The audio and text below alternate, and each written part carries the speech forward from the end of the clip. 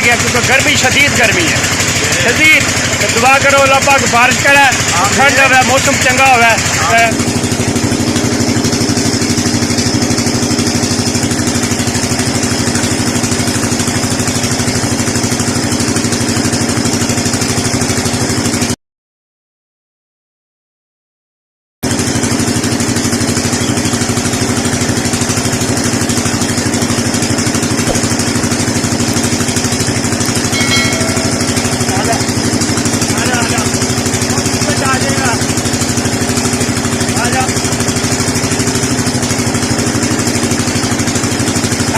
गर्मी है ये जरा गर्मी का जोर जरा ये ट्यूबवैल ही है तो चले तो बड़ा मज़ा आ रहा है पानी नहाने का जरा कि मिट्टी लगाने वगैरह।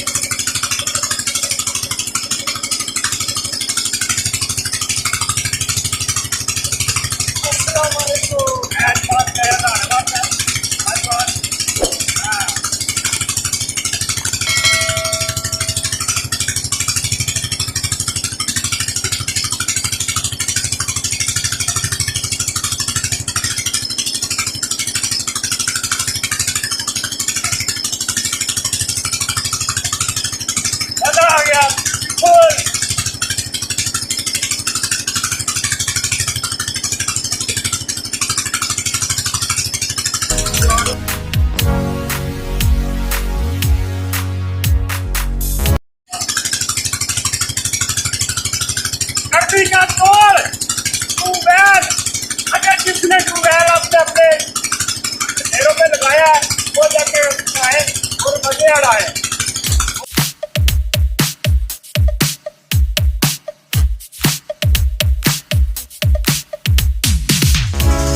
जनाब बड़ा मज़ा आया नहाने का, पानी बहुत बड़ा ठंडा है। तो मैं तो यो कहांगा कि जिस बंदे ने ट्यूबवेल लगाया है और ट्यूबवेल से जगह नहाओ ठंडा पानी, क्योंकि गर्मी का तोड़ यही है कि बारिश भी अज कितने दिन हो गए बारिश भी नहीं होती पई, बन के रोज आती है लेकिन नहीं जा रही। और ये लड़का भी नहा रहा है, जनाब ठंडा पानी है, मज़ा आ रहा है। जनाब कह रहा है कि पानी ठंडा और बहुत मज़ा आ रहा है। ठीक है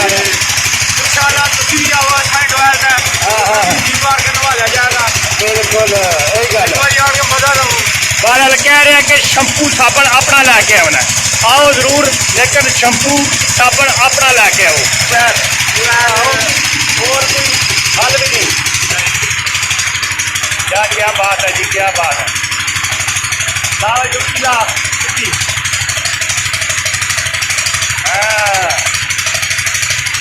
जबरदस्त जबरदस्त